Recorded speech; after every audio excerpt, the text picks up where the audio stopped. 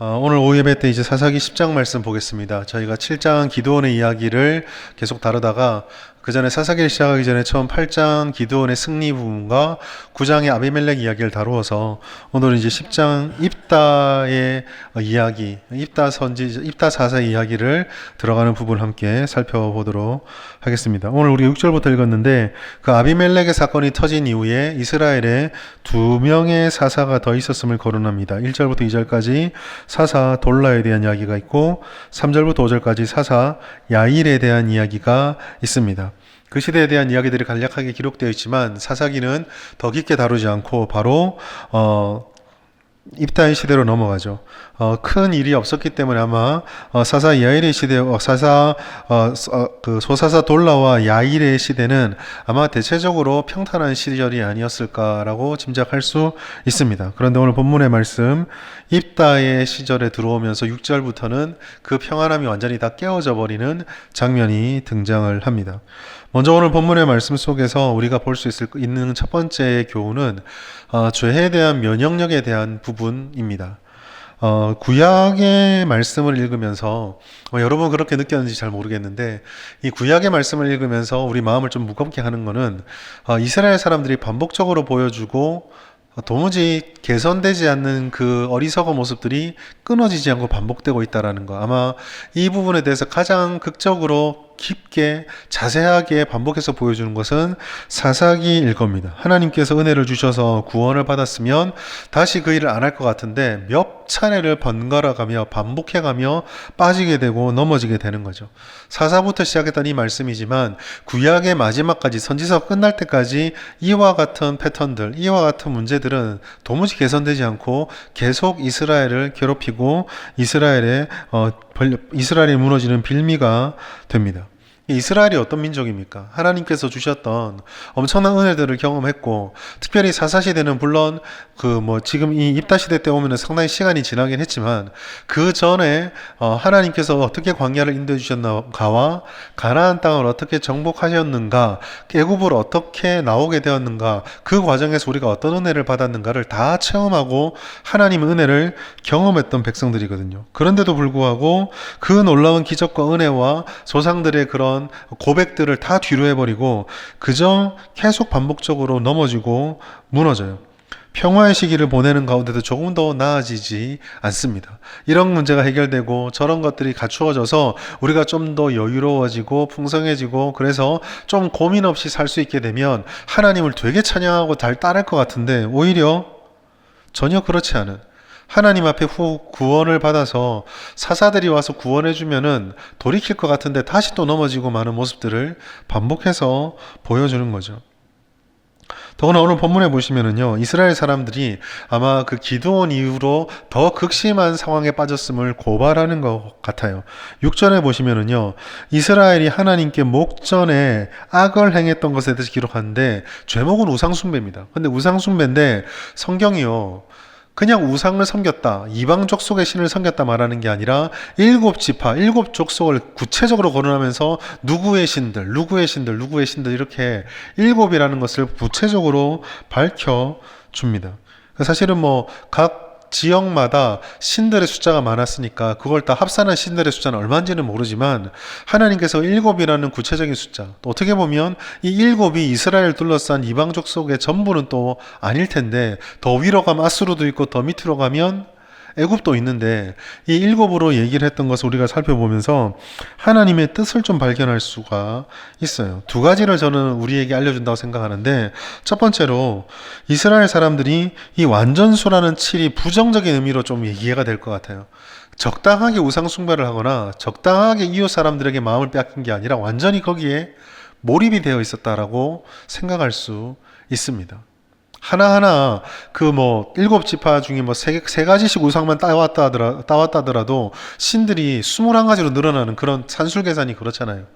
그 7이라는 숫자를 딱 꼽집어서 하나님께서는 이들의 우상숭배 죄악이 적당한 수준이 아니라 정말 어떻게 보면 이런 말이 어울릴지 모르겠는데 열과 성을 다해서 거기에 완전 함몰되어 있다라는 것을 의미한다고도 보입니다. 다른 하나는 당연한 결과인데 그렇게 하다 보니까 하나님께 완전수 치를 사용해서 완전히 몰입될 정도로 하나님의 백성이 우상에게 생각이 빼앗겼으니까 이 이스라엘 사람들에게서 하나님을 따르는 하나님 백성으로서의 모습은 요만큼도 찾아볼 수가 없는 상태로 완전히 타락하고 무너져 버렸다라는 것을 의미하는 것 같아요.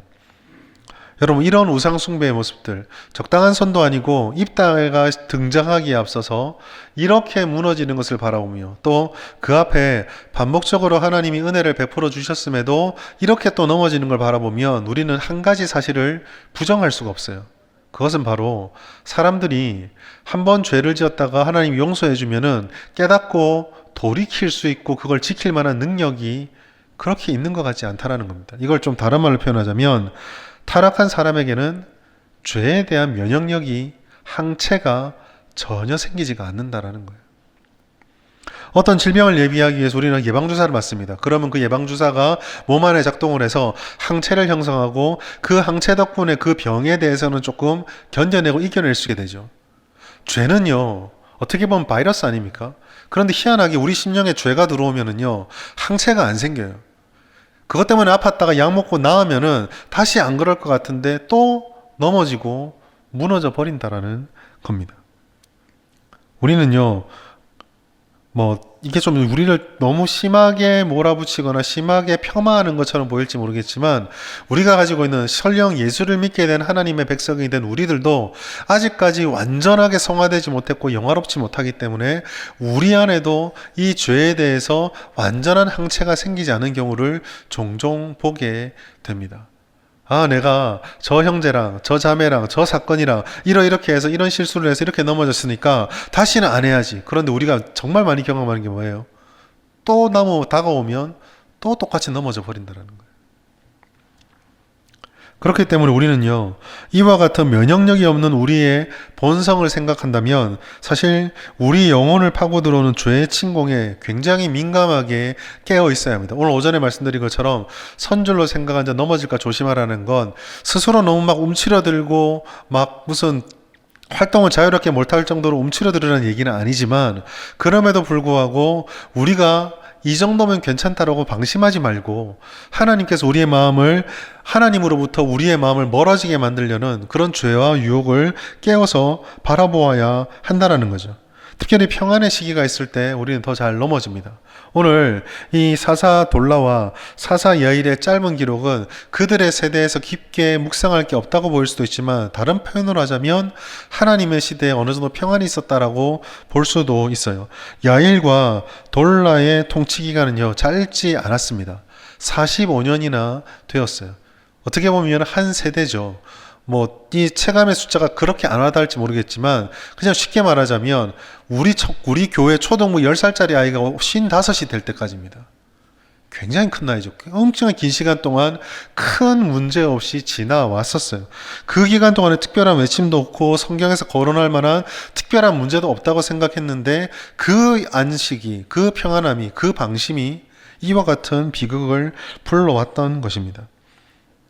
평안이 있을 때, 문제가 없어 보일 때, 우리 마음에 특별한 어려움이 없어 보일 때 은혜를 망각하고 방종에 빠지는 경우가 종종 생깁니다.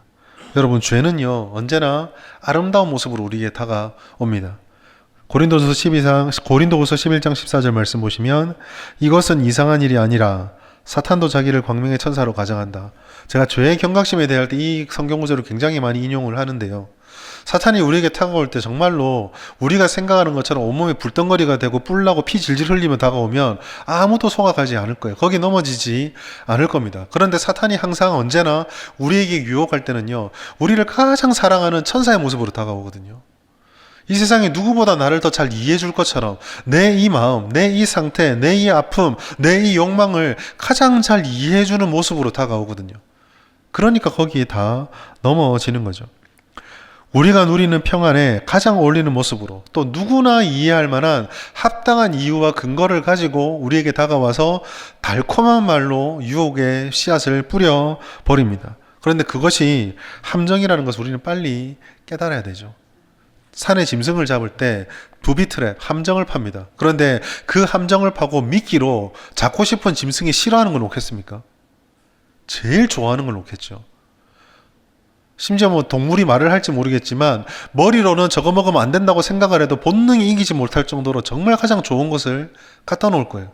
그러니까 거기에 들어가서 죽는 거죠. 그 예전에 한번 그 새를 잡는 부비트랩의 영상을 본 적이 있습니다. 무게를 못 견디게도록 그 도르래처럼 돌아가게 문 해놓고 꼬아놓고, 그래 위에 사람이 올라가거나 뭐가 올라가면 문이 한 바퀴 돌면서 갇히게 되는 도르래예요. 그런데 거기에 그 모이를 막 뿌려놓는데 주변에서 먹다가 새 한 마리가 들어가는데 거기서 퍽 빠집니다. 정말 재밌는 건요, 그거를 옆에서 보고 있던 새가 똑같이 빠져요. 내 앞에서 지금 거기 들어갔다 먹다 죽는 걸 봤는데 그 옆에서 고기 그 다른 거 쪼아 먹던 애가 또 거리로 가서 쪼아 먹다가 쪽쪽 빠지는 겁니다. 여러분, 함정이 이렇게 이겨내기 힘들 만큼 달콤합니다. 이스라엘에 섬겼던 신들은요, 주변의 이스라엘을 괴롭히고 힘들 때마다 이스라엘을 점령하였던 강력한 족속들이었어요. 잠재적인 대적들이죠. 아마 그 시대의 신관으로 이해하자면 저렇게 우리를 괴롭히는 저 신이 더 강해 보이니까 내가 저 신을 쟤들보다 더 열심히 섬기면 나의 편을 들어주겠지. 이제 그게 그 시대의 신관이고 그 시대의 가치관이거든요.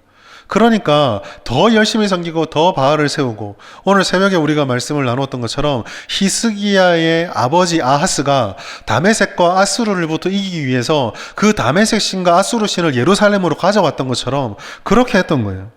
매우 멋져 보이고 매우 합당해 보이고 매우 이성적으로 보이고 정말 똑똑해 보이는 일입니다. 그러나 하나님께서는요, 이것이 우리가 면역력이 없기 때문에 자꾸 무너지는 죄의 모습이다라고 고발하고 있는 거예요. 사랑하는 여러분, 죄를 만만하게 봐서는 안 됩니다. 우리 자신을 너무 교만하게, 우리 자신에 대한 확신이 너무 강한 것도 위험하지만 동시에 우리를 유혹하는 죄가 예수 그리스도의 보혈로 그 힘을 잃었다고 하여도 여전히 우리들을 유혹하고 넘어뜨릴 만큼 집요하고 강하고 끈끈하고, 그리고 조금 무섭게는 굉장히 내 입맛에 맞다라는 사실을 우리는 잊어버려서는 안 돼요. 두 번째로 오늘 우리 말씀이 주는 교훈은요, 이 죄에 대한 민감함, 면역력이 없음을 깨닫는 것과 동시에 하나님이 주시는 징계에 대한 경각심, 하나님께서 벌 주시는 것에 대해서 벌 주심에 대한 경각심을 통해 하나님의 교훈도 우리가 생각해야 된다는 것을 말씀해 줍니다. 오늘 아까 우리가 보았던 이 이스라엘 사람들이 주변 국가들의 신을 섬겼는데요, 하나님께서는요, 저 하나님의 개그 코드란 말은 좀 그렇고 하나님이 일하심이 굉장히 때로는 무섭게도 정확한 것을 봅니다. 이스라엘 사람들이요, 블레셋과 암몬 자손들의 신을 가져와서 그들보다 이기려고 했는데 하나님께서는 비웃듯이 그 다음 침공해오는 족속들을 블레셋과 암몬 자손으로 삼으셨어요.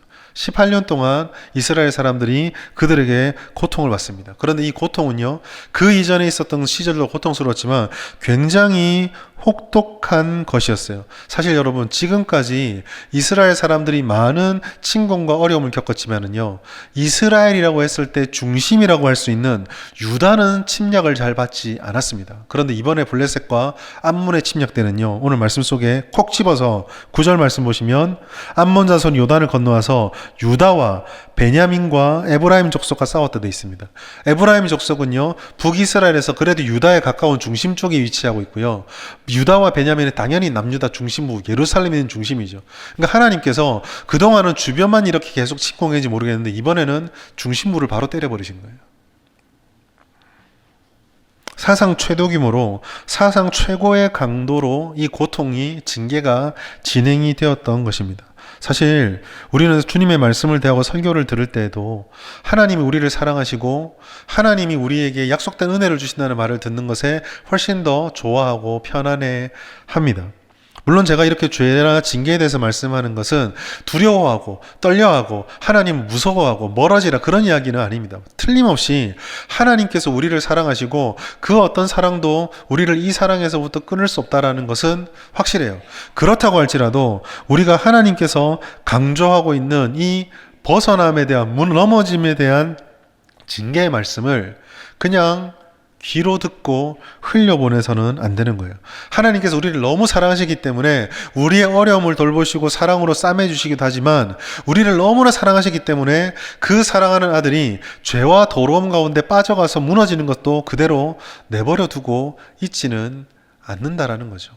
여러분의 사랑하는 자녀들이 아무리 사랑한다고 하여도 그 사랑하는 자녀들을 심각한 범죄에 빠져드는데 인생 뭐 있나? 이 맛 좀 봐라. 맛 보면은 깨닫겠지 하고 내버려 둘 리가 누가 있겠습니까? 물론 뭐 자녀들 키우는 게 우리의 의지대로 다 되는 것은 아니지만 그래도 하나님께서 사랑하기에 때로는 품어주고 보호하지만 때로는 사랑하기에 권면하고 책망하고 징계를 하는 것처럼 죄의 그 심판에서도 이와 같은 역사가 있다라는 거죠. 하나님께서는요, 우리를 사랑하셔서 죄에 대해서 징계하는 분입니다. 그토록 사랑했던 이스라엘이지만, 아니, 오히려 그토록 사랑하셨기 때문에 이와 같이 우상에게 자꾸 넘어지는 이스라엘을 계속 그대로 하도록 내버려 두지 않고 책망하시고 징계하셨던 거죠. 아까도 말씀드렸지만, 하나님께서는 블레셋과 암몬 자손을 사용하셨습니다. 이들을 이기겠다고 이들의 신을 가져왔는데 하나님께서는 이기기는커녕 오히려 이들로부터 더 큰 고통을 받도록 해버리신 거예요. 자신들이 밟고 일어설 것이라고 생각했는데 오히려 자신들이 그들 밑으로 들어가 발밑에 밟히고 그들에게 속박을 당하는 일을 겪게 된 것입니다. 하나님께서 이 징계를 통해서 우리에게 말씀해 주시는 건요, 하나님을 외면하고 대적했던 시도들이 아무리 지혜로워 보여도 결국은 그것을 내가 이기게 되는 것이 아니라 그 발밑으로 들어가는 행동밖에 되지 않는다라는 거. 하나님을 외면하고 대적하는 어떠한 시도도 내가 원하는 것을 결코 얻어낼 수 없고 성공할 수도 없고 무너질 수밖에 없다라는 것을 깨닫게 하셨던 것입니다. 많은 사람들이 이 엄청난 일들과 하나님의 은혜들, 하나님의 뜻을 사실은 잘 외면을 합니다. 우리의 눈은 굉장히 근시안적이라서 순간적인 해결, 순간적인 회복을 더 갈망을 하죠. 내가 왜 이렇게 아프게 되었는가? 내가 왜 이런 상황에 오게 되었는가를 고민하기보단 이 상황을 얼른 벗어나는 것이 더 중요합니다. 여러분, 우리가, 이건 저도 연약할 때 참 마찬가지인데요. 정말 힘들고 어려운 일이 있을 때 하나님께 회개하고 간절히 구합니다. 그런데 계속 구하다 보면은요, 그 기도의 끝에 내가 결정을 내리는 그 결정의 답이요, 솔직하게 말씀을 드려서 이것을 통해서 하나님의 뜻이 드러나면 내가 거기에 순종하겠습니다가 아니라 내가 이 상황을 벗어나고 싶은 마음이 강합니다가 더 앞섰던 것을 고백하게 돼요. 회개의 이름을 내세우고 하나님의 뜻을 묻지만 사실 우리는요, 그렇게 하나님의 징계나 하나님 앞에 뜻을 물을 때에 하나님께서 내가 원하고 바라는 것과 다른 길을 주시는 것에 대해서 준비하고 있지 않습니다. 별로 바라지도 않고요. 경각심을 가지는, 죄에 대해서, 징계에 대해서 경각심을 가질 때 우리가 가져야 되는 경각심은 바로 여기에 있습니다. 왜 우리가 아플까? 왜 우리가 아프게 되었을까? 그 현상이나 그 자체가 아니라 훨씬 더 마음 깊은 곳에 있는 내가 정말 하나님의 뜻 앞에 무엇이든 할 각오를 가지고 있었는가? 조금 다른 말로 표현하자면 정말 내가 하나님의 중심에 견고하게 서서 이런 생각을 하고 이런 결정을 하고 이런 행동을 하고 이런 말들을 하고 있는 것인가, 그렇게 걸어가고 있는 것인가, 이것을 돌아볼 필요가 있다라는 거죠. 참 믿음이라는 것은요, 참된 회개라고 하는 것은 결국은 하나님께서 주인이시고 우리가 그를 따르는 백성이 되는 것을 인정하는 거예요. 예전에 사역을 할때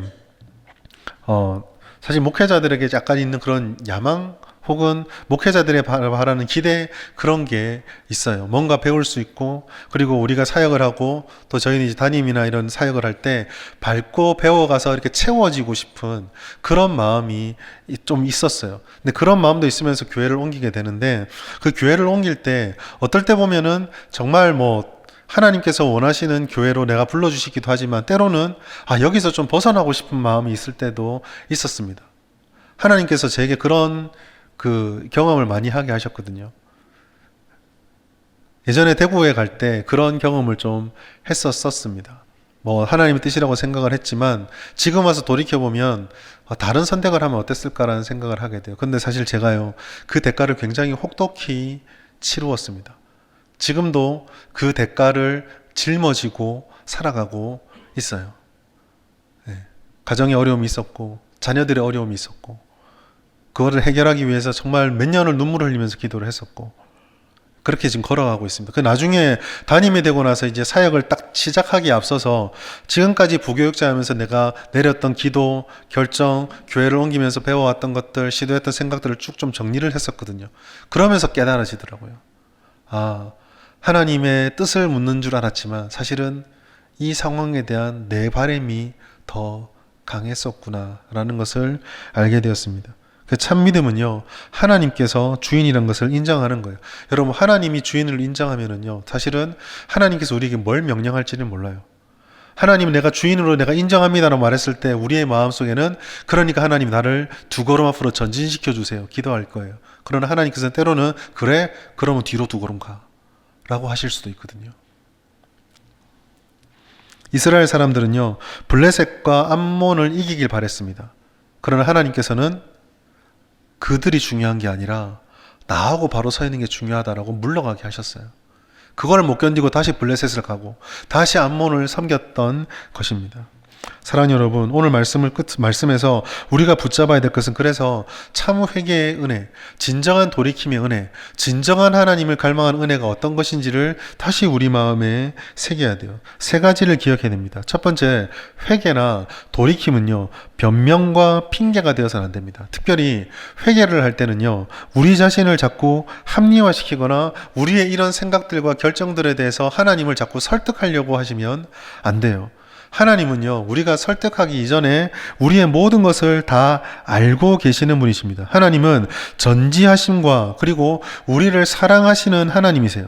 그 하나님께서 우리에게 기도하게 하시고 돌이키게 하시고 어려움 속에서 교훈을 알기를 원하신다는 것은 분명히 그 교훈과 그 방향성들은 우리를 사랑하시기 때문에 해주시는 거라서 우리에게 유익한 것입니다. 우리의 상황을 속속들이 알고 계시기 때문에 환경과 상황 그리고 영적인 상태와 우리가 미처 깨닫지 못하는 우리의 본 모습, 심지어 앞으로 우리의 인생이 어디까지 갈 것인지 나는 아무것도 모르지만 하나님께서 아시는 걸음으로 우리를 인도하시는 거거든요. 그리고 그 속에서 우리의 어떤 반응을 보일 것까지 다 아시면서 우리들에게 회개하라고, 돌이키라고, 하나님을 바라보라라고 부르시고 명령하시는 겁니다. 그러니 이런 음성이 들리고 이런 회개의 순간이 내게 다가올 때 우리들은요, 주님 앞에 찬양에 있는 것처럼 그냥 있는 모습 그대로 나아가야 됩니다. 감추지 말고, 사람에게는 감출지라도 하나님에게는 감추지 말고 있는 모습 그대로 모든 것들을 다 내어 놓아야 합니다. 우리 마음의 가장 깊은 거 어차피 못 감추거든요. 어차피 못 감추니까 그냥 하나님 앞에 나갈 때는 전부를 다 변명하지 말고 있는 상태 그대를 끄집어 내놓는 각오가 필요합니다. 두 번째로, 그렇게 하나님께 다 내어놓고 나서 그 다음 우리가 붙잡을 수 있는 것은 하나님이 결국은 하나님의 은혜와 사랑으로 우리를 인도해 주신다라고 믿는다면 회개는 쏟아놓는 것만이 끝이 아니라 그 쏟아놓은 그 자리에서 즉각적으로 하나님의 뜻 앞에 나를 굴복시키는 순종과 행동의 반응이 필요합니다. 이스라엘이 오늘 본문의 말씀 보시면 이 극심한 공고 때문에 하나님께 회개하는 장면이 10절부터 나와요.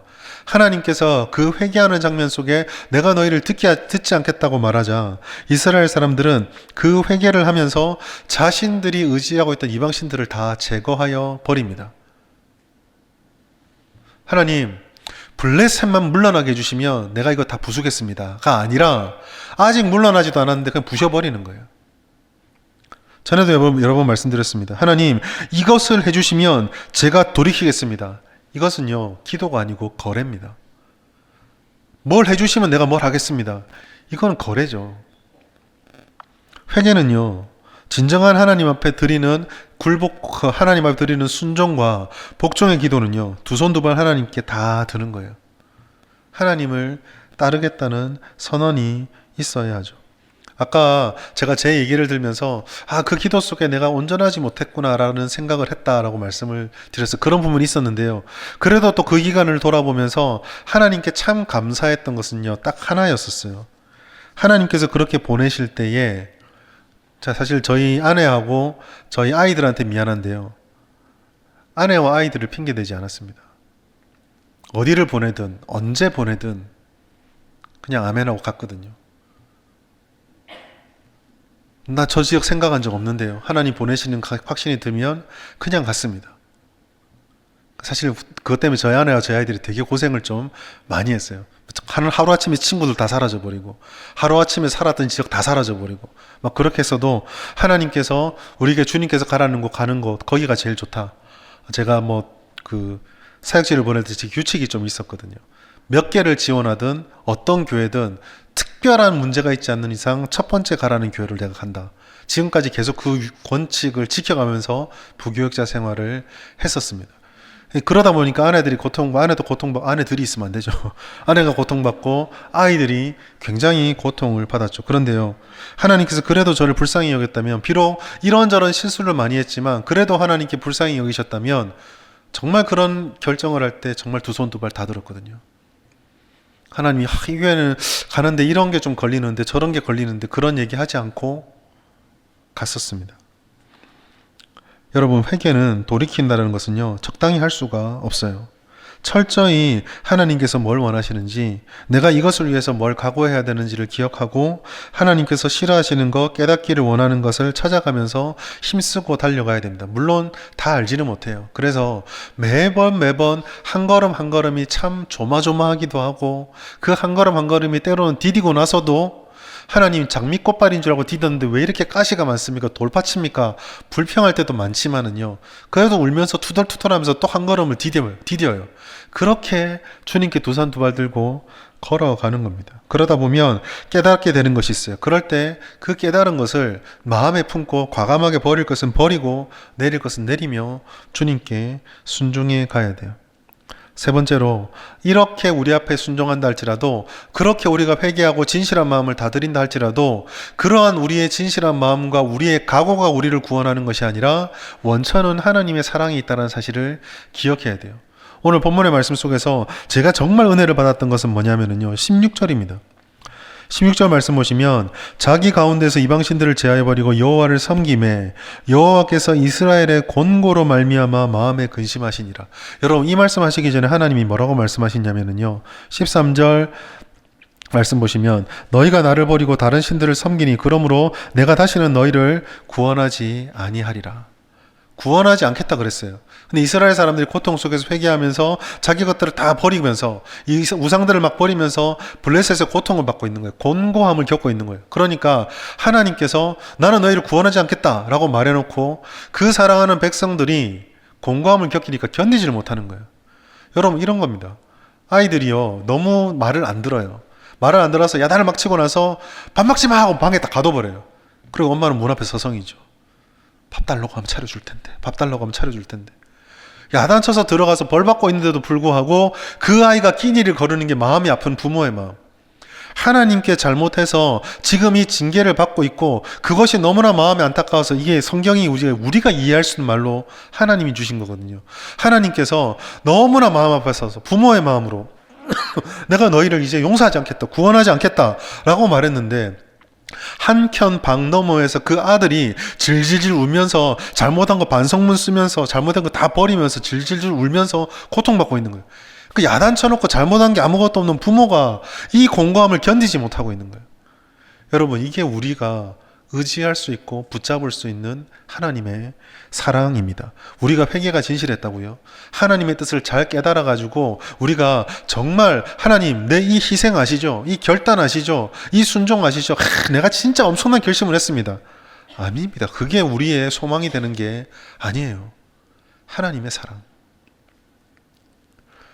다시는 안 도와줄 거야 라고 말해놓고 아파하는 아이를 보지 못해서 그 아이를 떠나지 못하고 안 보는 척 하면서 눈알이 빠지도록 곁눈질로 쳐다보고 있는 그 아버지의 사랑, 그 어머니의 사랑, 그 사랑이 우리가 하나님께 매어 달렸을 때, 하나님으로 주인을 삼고 모든 것들을 다 내려놓고 주님께 매달렸을 때 우리를 세워주시는 은혜의 근거가 되는 것입니다. 여러분, 회개의 은혜가 여기에 있어요. 회개의 능력이 어디에 있을까요? 우리의 간절함입니까? 우리의 진실함입니까? 아니면 우리가 1000일 동안 하루도 빠지지 않고 내가 빠지지 않고 기도했다라는 그 횟수야 결심의 강력함입니까? 아니에요. 하나님 은혜예요. 하나님이 우리를 사랑하시기 때문에.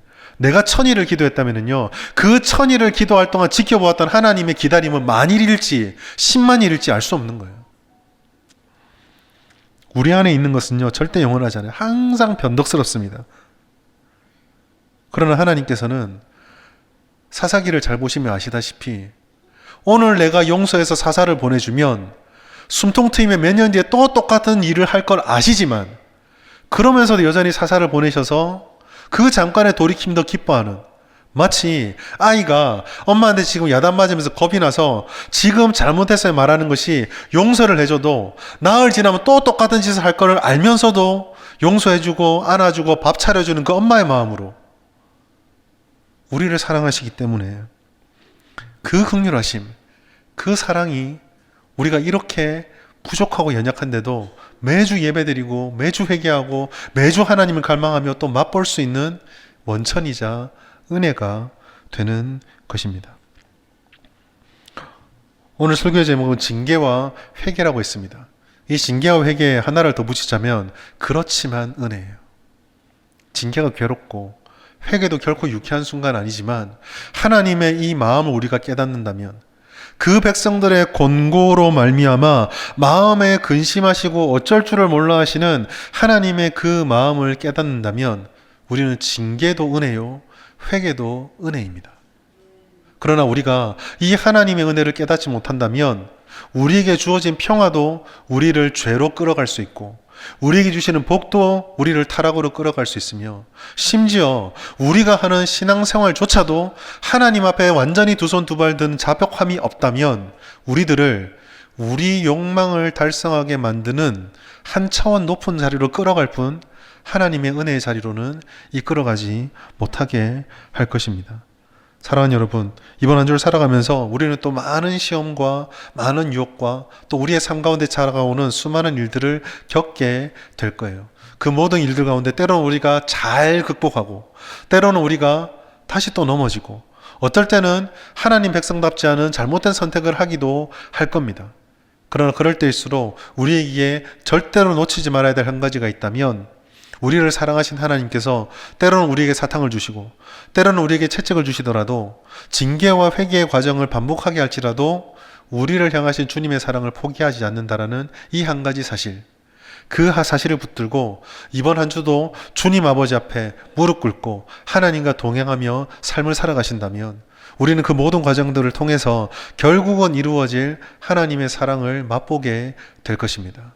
오늘 이 말씀을 기억하시면서 우리를 위해서 하나님이 근심하시는구나, 우리의 공고함을 때문에 하나님이 우리를 사랑하시며 우리를 애타게 찾으시는구나, 이 말씀을 마음에 새기시고 주님께 망설이지 말고 돌이키고 하나님의 뜻대로 우리의 삶을 결정하고 순종하여서 결국 하나님이 주시는 완전한 구원의 은혜를 누리며 살아가시는 이번 한 주의 삶이 되시기를 예수님의 이름으로 축복합니다.